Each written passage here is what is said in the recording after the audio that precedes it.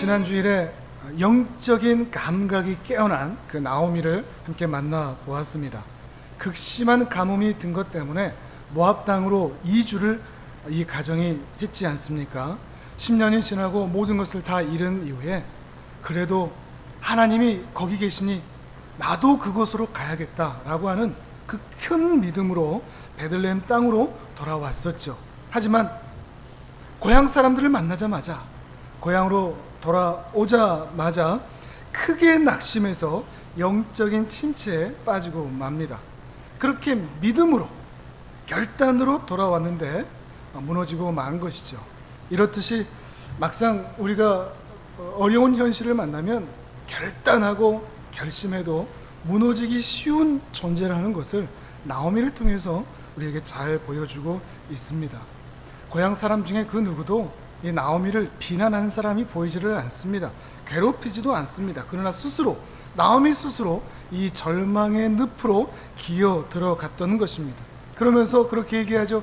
자신을 더 이상 나오미라, 기쁨이라 말하지 마라. 기쁨이 넘치는 사람이라 말하지 마라. 나를 더 이상 말하라. 괴로운 나를 더 이상, 나는 이제를 말하라라고 불러달라. 괴로움이 넘치는 인생으로 불러달라라고 이야기하기까지 합니다. 거기다가 분명히 자신의 선택이요 결정이었음에도 불구하고 돌아와서 사람들한테 얘기할 때는 내가 그때 어리석었다 얘기한 것이 아니라 하나님께서 나를 이렇게 하셨다. 기어이는 하나님 탓까지 하는, 하나님께서 나를 이렇게 괴롭게 하셨다, 하나님 잘못이다 라고 이야기까지 하는 그런 영적인 침체를 나오미가 겪게 된 것입니다.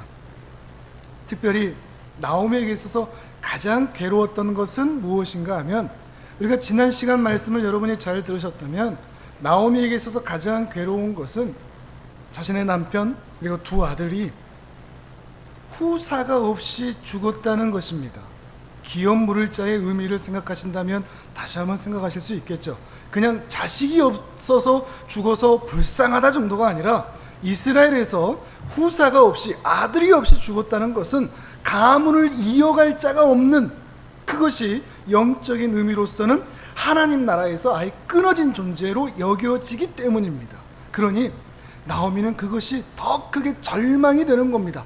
나 남편 죽었다, 아들도 잃었다, 빈털터리가 되었다. 그 이상의 하나님의 은혜에서 나는 완전히 제거가 됐다, 아예 비껴나갔다, 이런 마음으로 낙심하고 있었던 것입니다. 그러니 자기 연민과 신세 한탄 가운데 그 누구도 만나고 싶지 않았을 테죠.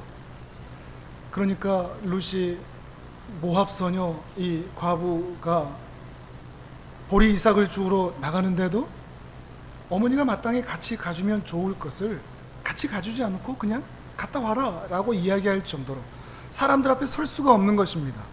거기다가 만약에 이 나오미가 사람들 다 아는데 보리 이삭 주우러 그 뒷단 쫓아다니고 있다, 이것을 보이고 싶겠습니까? 더 그럴 수가 없는 것이죠.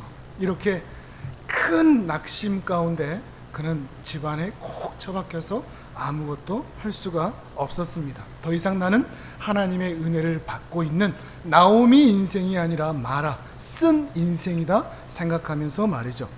그렇게 낙심해서 집에 처박혀 있는데 그날 밤 나오미의 이 눈이 크게 떠지는 일이 생깁니다. 저녁에 일을 마치고 룻이 돌아오는데, 이것이 돌아오는 것을 보니까 추수할 때 뒷단 따라다니면서 보리 이삭 몇 개 주워오는 정도가 아니라 아예 추수를 해온 정도로 어마어마한 보리 이삭을 뒤에서 조금씩 주워온 것으로는 결코 그렇게 해올 수 없는 엄청난 양을 이 룻이 가져온 것을 보면서 이 나오미가 놀라기 시작하는 것입니다. 나오미는 처음에는 그렇게 생각했던 것 같습니다. 이 밭 주인을 잘 만난 것 같다. 그래서 그 밭 주인을 축복하기까지 합니다. 그런데 이 룻과 이야기를 나누다 보니까 그 밭 주인의 이름이 보아스라고 하던데요 라고 이야기하자마자 이 나오미는 눈이 한 번 더 커집니다. 보아스라고? 우리 기업 물을 자인 그 보아스? 보아스가 너에게 이런 은혜를 베풀었다고? 이런 생각이 이어지자 이 나오미는 무엇인가 생각하기 시작한 것입니다. 이 이스라엘의 수많은, 베들레헴의 수많은 밭들 가운데 어떻게 보아스의 밭에 우연히 들어갈 수 있었을까?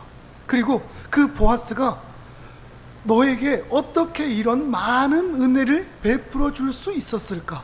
너무나 우연 같지 않은 필연이다 라는 생각을 이 나오미가 하게 된 것입니다. 그러면서 아하, 하나님이시다.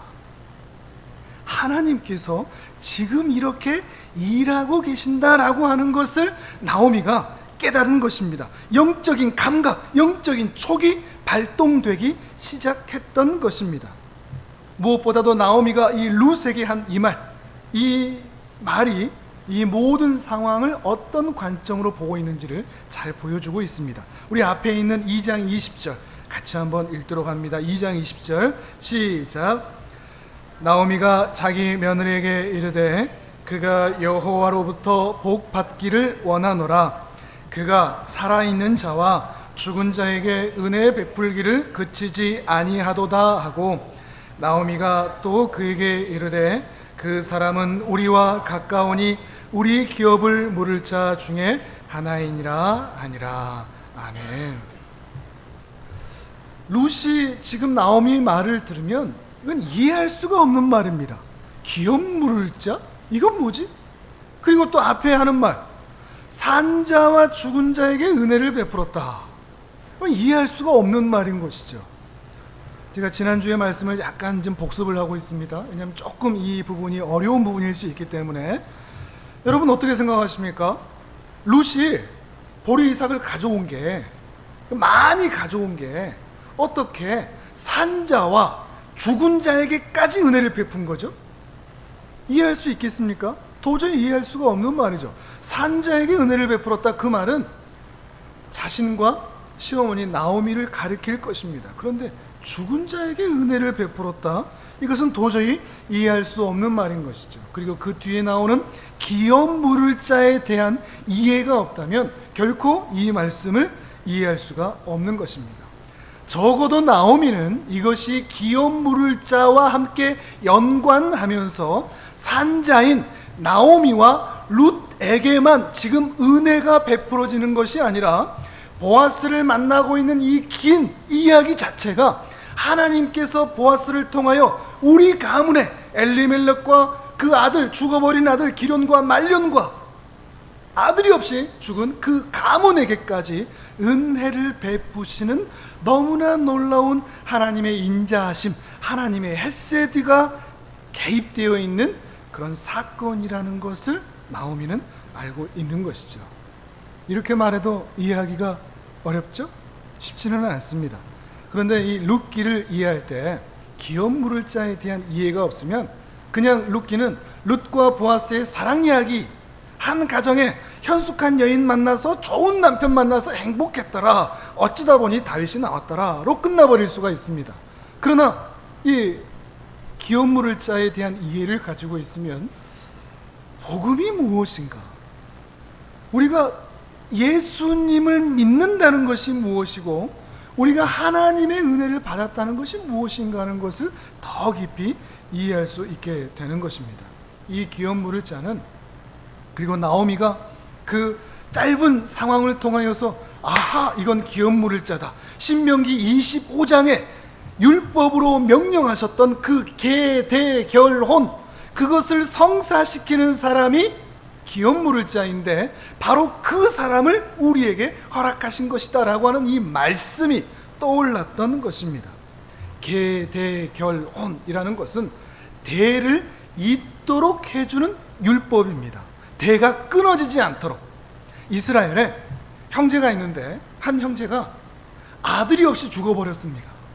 아들이 없이 죽었을 때 그 아들이 없이 죽은 형제를 위하여 그 죽은 형제의 형제가 그 죽은 형제의 아내를 취하여 그를 통하여 아들을 낳아서 그 아들을 죽은 형제의 가문에 입적을 시켜서 그 죽은 형제의 가문이 어떻게 되도록, 이어지도록 그 대가 이어지도록 계대 결혼을 허락하신 율법인 것입니다. 이것은 우리가 흔히 알고 있는 우리나라 역사 가운데 형사 취수 제도하고는 너무나 다른 것입니다. 형사 취수 제도는 형이 죽으면 그 형수를 동생이 취한다. 이 제도는 형이 죽었을 때 그 재산이 누구께 됩니까? 아내께 되죠. 아내가 다른 가문에 시집을 가면 그 재산은 누구께 됩니까? 다른 가문께 되는 거죠. 그걸 막기 위해서 다른 가문으로 이 재산이 유출되는 것을 막도록 그렇게 하는 것이 형사 취수 제도의 그 시작점이었습니다. 이것과는 너무나 다른 것이죠. 오히려 한번 하나님께서 인연을 맺어주신 그 가정을 단순히 한 아내를 취하는 정도가 아니라 내가 수고하고 헌신하여 그 가정을, 이제 남편도 없고 아들도 없는 그 사람을 그의 평생을 책임지고자 하는, 그의 모든 인생 전체를 책임지는 식구 한 사람이 늘어나는 그런 어려운 일임에도 불구하고 희생이 필요하고 헌신이 필요하고 마땅히 사랑이 있어야 하는 그런 일임에도 불구하고 하나님께서 공동체가 어떤 것인지를 알려주시기 위하여 이러한 계획을, 율법을 남겨놓으셨다는 것입니다. 특별히 말씀드렸듯이 영적인 측면으로 본다고 하면 아들이 없을 때만 이렇습니다. 아들이 있다면 이렇게 하지 않습니다. 아들이 없을 때, 그래서 그 죽은 자가 우리말로 하면 요절한 것 같은, 그래서 요절했다는 것은 은혜에서 제외됐다는 그런 느낌을 받지 않습니까? 그런 느낌이 들지 않는, 그래서 그렇게 죽음이, 더 빠른 죽음이 그를 힘들게 하고 아예 하나님 나라에서 끊어져 버린 것 같은 그런 상황과 환경 가운데서 그 사랑하는 형제가 희생하고 헌신하여 그 아들을 낳아주는, 그래서 그 사람의 이름이 그 아들을 통하여 여전히 이스라엘의 생명책에 존재하도록 하는, 그래서 죽음도 하나님 나라에서 끊어낼 수 없다고 하는 그런 은혜로운 율법이 바로 이 기업물을자인 것입니다. 나오미는 지금 이 율법을 생각한 것입니다. 아하, 기업물을자, 이 기업물을자를 통하여서 우리가 이 루시, 우리 가문이 다시 만나게 되었구나라는 것을 확인하게 되면서 이 모든 과정이 하나님의 은혜로운 손길이라는 것을 확인하고 있는 것입니다. 이렇듯이 나오미는 이 일련의 돌아가는 상황들, 일어난 일들을 통하여서 하나님께서 지금 일하고 계신다, 개입하고 계신다, 공유를 베풀고 계신다는 상황을 영적인 감지를 하고 있었던 것입니다. 여러분에게도 이 은혜가 있기를 바랍니다. 둔감하면 하나님께서 오늘 하루 동안 내 곁에 한 번도 안 계신 것 같습니다. 그런데 민감하면 1시간에 한 번씩, 10분에 한 번씩 나한테 무슨 말씀을 던지시는 것 같습니다. 나한테 메시지를 던지는 것 같습니다. 모든 상황에서, 모든 환경에서, 모든 사람들을 만날 때 하나님께서 나한테 말씀하고 계시는구나 라고 하는 그런 영적인 감지를 할 수 있는 것입니다. 나오미가 이런 영적인 촉이 다시 깨어나기 시작했다는 것입니다. 자, 그렇다면 이제 오늘 본문으로 이어져 와서 이런 영적인 감지가 시작되었을 때, 영적인 그 은혜가 발동되었을 때, 그 다음에 어떻게 해야 될까요? 나오미가 이제 깨달았단 말이죠. 아, 하나님이 일하시는구나 깨달았단 말이죠. 그 다음에 어떻게 해야 될까요? 가만히 있으면 될까요? 어떻게 하시나 보자, 방관하면 될까요? 구경하면 될까요? 오늘 나오미가 우리 신자들에게 우리가 어떻게 살아야 되는지를 영적인 감지를 하는 자가, 하나님의 일하심을 발견한 자가 어떤 삶을 살아야 하는지를 도전해 주고 있습니다. 하나님께서 일하신다고 하는 그 섭리를 확신하고서 나오미는 열심으로 이 일을 주도해 가기 시작합니다. 오늘 보면 1절에서 4절까지를 우리 성경을 보면서 우리 같이 읽도록 합니다. 1절에서 4절 시작. 룻의 시어머니 나오미가 그에게 이르되 내 딸아, 내가 너를 위하여 안식할 곳을 구하여 너를 복되게 하여야 하지 않겠느냐. 내가 함께하던 아녀들을 둔 보아스는 우리의 친족이 아니냐. 보라, 그가 오늘 밤에 타작마당에서 보리를 까불리라. 그런즉 너는 목욕하고 기름을 바르고 의복을 입고 타작마당에 내려가서 그 사람이 먹고 마시기를 다하기까지는 그에게 보이지 말고, 그가 누울 때에 너는 그가 눕는 곳을 알았다가 들어가서 그의 발치 이불을 들고 거기 누우라. 그가 내 할 일을 내게 알게 하리라 하니. 아멘. 앞에서 보았던 그 나오미의 영적 침체와는 너무나 대비되는 1절에서 그렇게 하죠. 내 딸아, 내가 이제 너를 위해서 안식할 곳을 구할 것이다. 너무나 확신에 차 있죠. 내가 너를 복되게 할 것이다 라고 이야기하고 있습니다. 하나님의 일하심을 감지한 자가 그 안에 결심과 그 확신이 함께 일어나고 있는 것입니다. 어떻게 복되게 할까요? 현실적으로는 아름다운 복된 가정을 다시 꾸려주는 것을 이야기할 것입니다. 또한 영적으로는 기업 물을자를 통하여서 이 가문을 회복시키시는 그 은혜를 허락할 것을 말하고 있을 것입니다. 그리고 이 은혜와 복을 바라보면서 이제 룻이 어떻게 해야 하는지를 아주 자세하고 소상하게 알려주고 있습니다. 저는 이 나오미가 참 놀랍습니다. 이 1절의 말씀이 특히 놀랍습니다. 확신에 차서 내가 너를 복되게 할 거다 라고 이야기하고 있는 그 확신, 하나님의 일하심을 확신하는 자가 될까? 안 될까? 하나님은 일하시는 것 같은데 내 삶에 이게 이루어질까? 긴가민가 하는 게 아닙니다. 확신하고 있습니다. 내가 너를 복되게 할 것이다 라고 하는 그 분명한 확신을 가지고 룻을 인도하고 있는 것입니다. 신앙에 그런 확신이 있다고 했을 때 이 룻이, 나오미가 보이는 행동은 그냥 가만히 있는 것이 아니었습니다. 행동하는 신앙인이었죠. 하나님과 함께 일하는 모습을 보이고 있습니다. 나오미가 세 가지 지침을 이 룻에게 전달하고 있습니다. 첫 번째는 보아스가 누구인지 다시 설명하고 있습니다. 2절에 그렇죠. 그가 우리의 친족이 아니냐. 이 말은 그가 우리 기업 물을 자다. 그러면서 이 기업 물을 자가 어떤 의미인지를 아주 자세하게 설명해 주었을 것이 분명합니다. 이후에 룻이 보이는 반응을 보면 말이죠. 그러면서 계대 결혼이 무엇이고 기업 물을 자를 통하여서 우리 가문이 얻게 될 복이 무엇인지를 자세히 풀어주었을 것입니다. 그리고 두 번째로는 2절 후반부에 보면 오늘 저녁에 타작마당에서 일어날 일을 아주 자세하게 또한 설명하고 있습니다. 타작마당에서 보리를 이렇게 까부르는 일이 있을 것인데 보아스도 거기에 있을 거다. 그러면서 세 번째로는 룻에게 구체적인 행동 지침을 당부하고 있습니다. 3절과 4절이죠. 목욕하고 기름을 바르고 의복을 입어라. 타작할 때는 가까이 하지 말다가 다 끝나고 그가 잠자리에 누우면 그의 이불 속에 발을 넣고 거기 누워라 라고 당부를 합니다. 그리고 4절 후반부에 이렇게 또한 당부하죠. 거기 누워라. 그러면 그가, 보아스가 네가 할 일을 내게 알게 할 것이다 라고 얘기를 하고 있습니다. 너무 확신하고 있지 않습니까? 지금 보아스하고 나오미가 마치 짠 것 같이, 그 다음에는 내가 이렇게 말해줬으니까 그 다음부터는 보아스가 알아서 할 거야. 마치 이 나오미가 보아스하고 짠 어조로서 말하고 있는 것입니다. 여러분 어떤 느낌이 드십니까? 나오미가 말이죠. 인간적인 술수에 매우 능한, 인간적인 방법을 동원하는 사람처럼 보이지는 않습니까? 보아스라는 남자 잘 꼬드겨서 그의 이불 속으로 들어가서 네 남자로 만들어봐 이렇게 말하는 것처럼 보이지 않습니까? 저는 오히려 그 반대로 보입니다.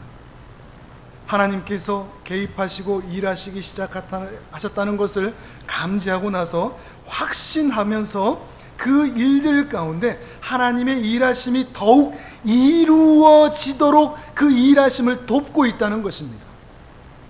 하나님의 일하심을 확신한 자가 그 하나님의 일하심이 이 땅 가운데 더 순적하게 이루어지도록 자신이 그 일하심을 넘어서지 않는 범위 안에서 그 일하심이 이루어지도록, 더 순적하게 이루어지도록 그 일하심에 동참하고 있다는 것입니다.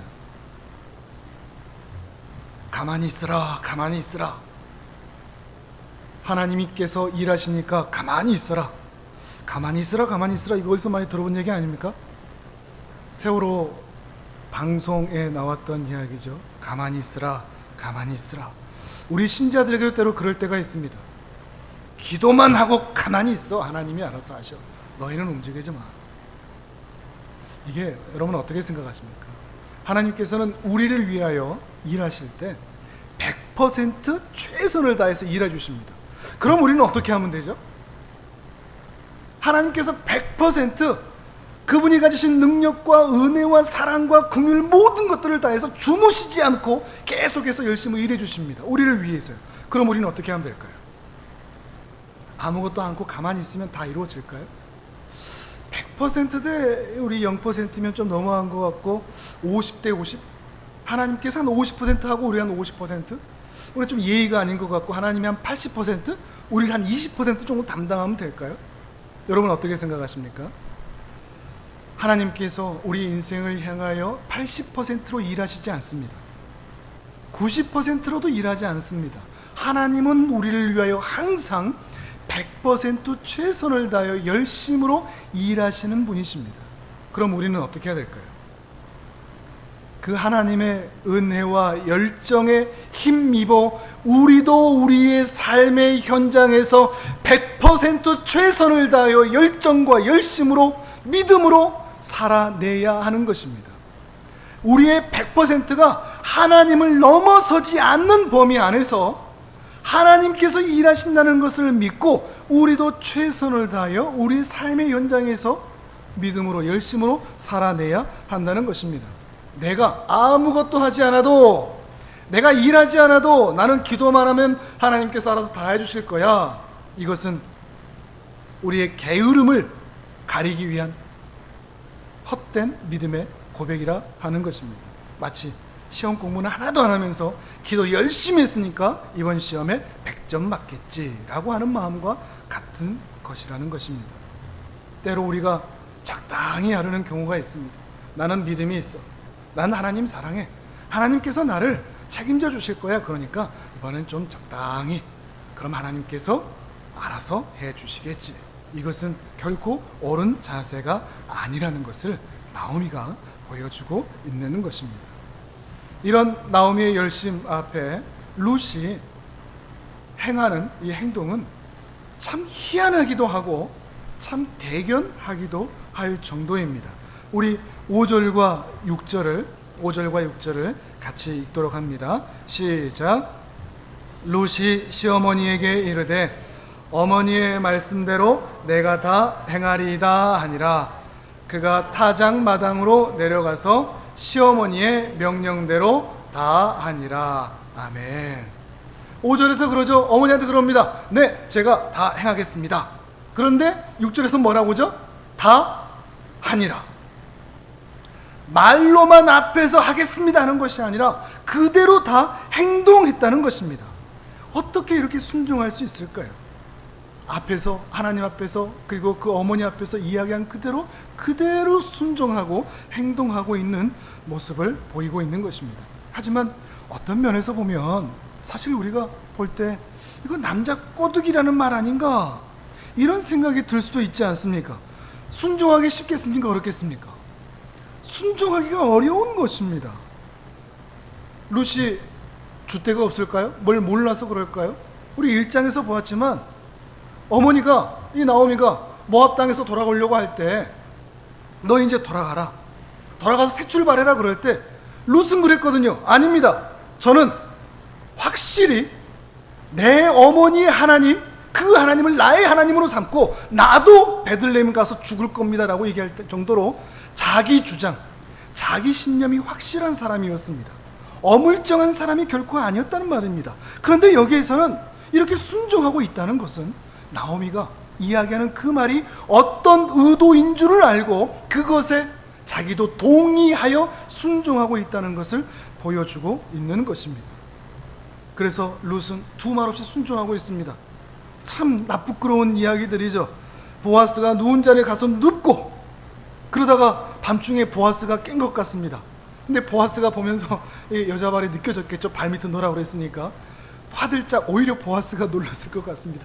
너 누구야? 뭐 이랬던 것 같습니다. 그때 이제 룻이 이야기를 하죠. 어떤 사람들은 또 어떤 분들은 이 3장을 굉장히 훌쩍훌쩍 넘어가는 경향이 있습니다. 1장에서만 룻의 모습을 보고 나오미의 모습을 보고 야 믿음의 사람이다 할 수 있지만 기업 물을 자에 대한 이해가 없으면 이 본문이 매우 이상하게 보일 수밖에 없는 것입니다. 이불을 같이 덮고 들어갔으니 동침을 요구하는 것 아닌가 이렇게 생각할 수도 있는데 그렇게 보일 만도 하지만 결코 그렇지 않다는 것을 그 이후의 말씀에서 우리는 정확하게 찾을 수가 있습니다. 우리 9절의 말씀을 같이 읽도록 합니다. 9절 시작.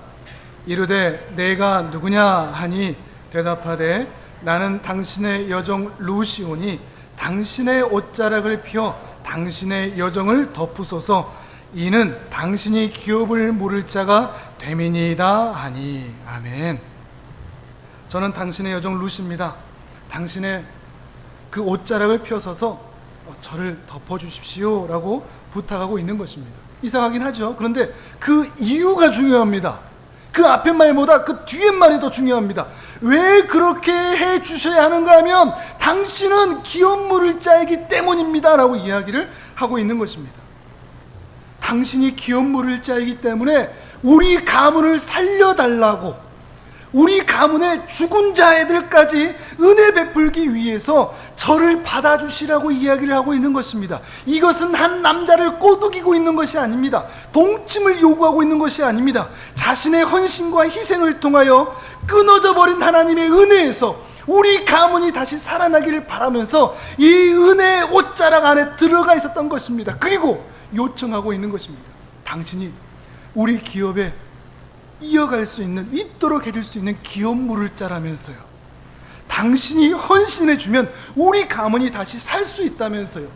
제게 이미 죽은 남편조차도 당신을 통하여 은혜를 누릴 수 있다면서요.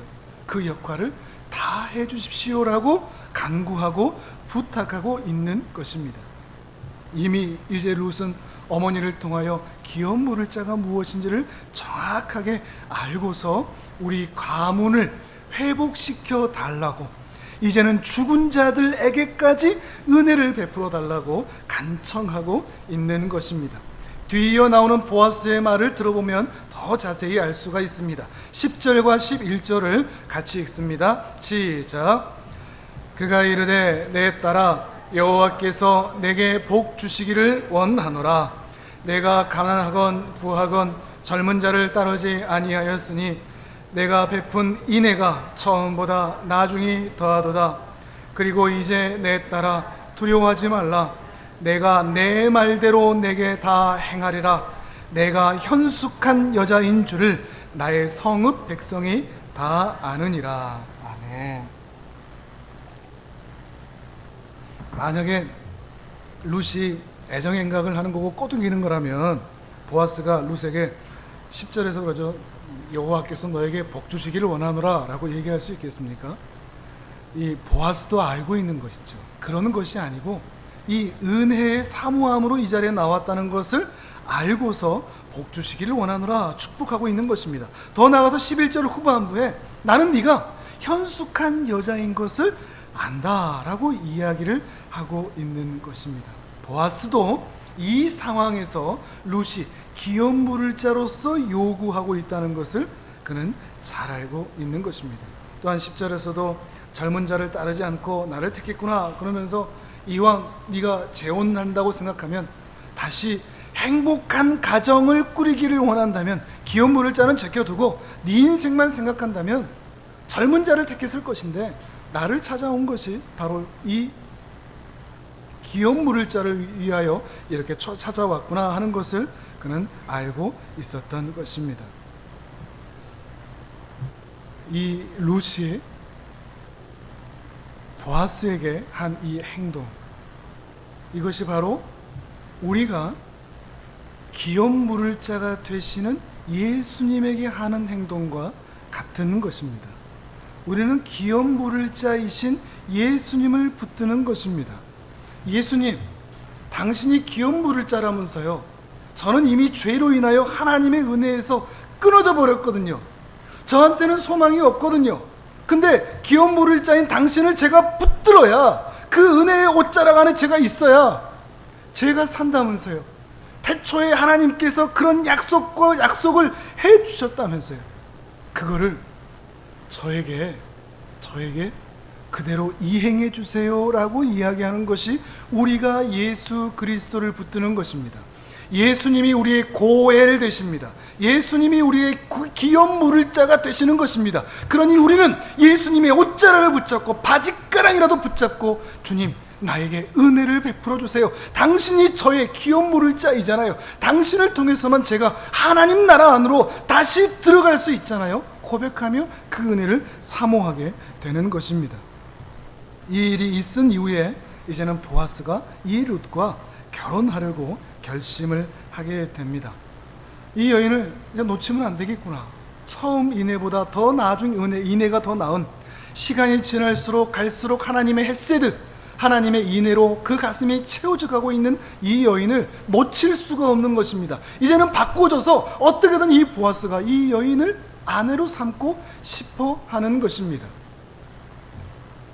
그래서 이 보아스가 현숙한 여인, 이 여인을 위해서, 이 여인을 얻기 위해서 이제 내가 행할 것이다 라고 약속을 하고 있는 것입니다. 이렇게 룻은 어머니의 명령에 순종을 했습니다. 그러나 그것은 맹목적이거나 무모한 무식한 순종이 아니라 기업 물을 자에 대한, 곧 하나님의 말씀에 대한 정확한 이해를 가지고 순종했던 것입니다.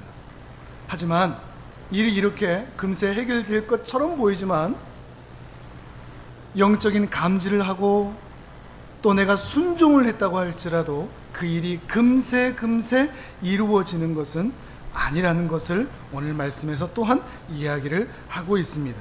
12절의 말씀을 우리 같이 읽습니다. 시작. 참으로 나는 기업을 물을 자이나 기업 물을 자로서 나보다 더 가까운 사람이 있으니. 기업 물을 자로 앞 순서가 있다는 겁니다. 만약에 그 앞 순서의 사람이 내가 이 사람을 기업을 물으겠소 라고 얘기해버리면 지금까지 노력은 다 허사가 되어버리는 것이죠. 이 청천벽력과 같은 이야기일 수도 있는 것입니다. 우리도 그럴 때가 있는 겁니다. 이럴 때를 만나는 것이 매우 자주이죠. 영적인 감지를 하고 하나님의 일하심을 생각하면서 순종을 하지만, 그런데 하나님께서는 지체하도록, 다시 돌아가도록, 즉각 일이 이루어지지 않도록 우리로 하여금 뒷걸음치게 하는 것 같고, 실패하게 하는 것 같고, 더 기다리게 하시는 것 같은 그 일들이 있다는 것입니다. 이 룻도 그런 상황을 만나고 있는 것입니다. 이러한 때 하나님의 일하심을 기다릴 수 있는 것, 이것이 매우 중요한 일입니다. 하나님께서는 의도적으로 돌아가게 하십니다. 지체되도록 하시는 것입니다. 처음 신앙으로 시작할 때는 하나님께서 기도하고 또 이렇게 요청하면 하나님께서 즉각 일을 해결해 줄 때가 많습니다. 그러나 하나님께서는 그 신앙이 성장하도록 지체하십니다. 조금 더 있다가, 하나님 빨리요, 이것 좀 빨리 해결해 주세요, 저 너무 힘들어요 라고 얘기할 때 그 신앙이 성장하게 하시도록 기다리게 만드시는, 그래서 인내를 배우고 오래 참음을 배우고 절제를 배우도록 하나님께서는 그 환경을 의도적으로 지체할 때가 있다는 것입니다. 그리고 이제 룻이 조금은 허망한 마음으로 앞선 순서가 또 있어? 그러면 물거품이 될 수 있어? 이런 마음으로 집으로 돌아와서 나오미에게 모든 이야기를 합니다. 그런데 나오미는 역시 나오미였습니다. 18절을 우리 같이 읽도록 합니다. 시작. 이에 시어머니가 이르되 내 딸아, 이 사건이 어떻게 될지 알기까지 앉아 있으라. 그 사람이 오늘 이 일을 성취하기 전에는 쉬지 아니하리라. 아멘. 나오미 역시도 이제 이 일 이후에 어떤 일이 이루어질지는 알지 못합니다. 그러나 이제 기다리자. 기다릴 때가 있는 것입니다. 일할 때가 있고 하나님의 일하심을 바라보면서 기다릴 때가 있는 것입니다. 이 나오미의 이 말, 얼마나 아름다운 말인지 모르겠습니다. 쉬지 아니하리라. 쉬지 아니하리라. 그가 쉬지 아니하시리라. 그러니 이제 앉아서 기다리자. 여러분에게 이 고백이 있으면 좋겠습니다. 하나님께서 나를 위해서 일하시는 그 은혜의 손길이 쉬지 않으실 것이다. 저를 따라서 한번 해보시겠습니까? 그가 쉬지 아니하리라. 그가 일하시리라. 이 믿음이 있으시기를 바랍니다. 오늘 우리가 바라보아야 할 주님에 대한 모습이라고 생각을 합니다. 예수님께서는 이 땅에서 우리를 구원하시는 일이 완성될 때까지 결코 쉬지 않으시는 분이십니다. 저 영원한 하나님 나라에 우리가 땅을 밟을 때까지 우리 하나님께서는 결코 단 한순간도 100%의 그 열정을 쉬지 않으실 분이십니다. 그것을 믿으십니까? 그 은혜가 있기를 바랍니다. 하나님께서 나를 위한 그 일하심이 결코 멈추어지지 않으리라. 그러니 그것을 믿고 나오미처럼 열심을 내어 사십시오. 확신을 가지고 열심을 내어 사십시오. 우리가 살아가는 삶의 현장 모든 것이 하나님의 인도하심이 있으니 그 인도하심 가운데 최선을 다해서 살아내는 것입니다. 그러나 혹 때로 지체되는 것 같더라도, 돌아가는 것 같더라도, 하나님께서 은혜 주시기를 잠시 중단한 것 같더라도 포기하거나 낙심하지 마십시오. 왜냐하면 그가 여전히 쉬지 아니하시기 때문입니다. 우리를 위하여 일하시는 이 주님을 의지하면서 끝까지 믿음의 길을 걸어가시는, 그래서 기어이 하나님 나라 저 아름다운 그 땅을 기어이 밟으시는 여러분 되시기를 주님의 이름으로 축복합니다. 아멘.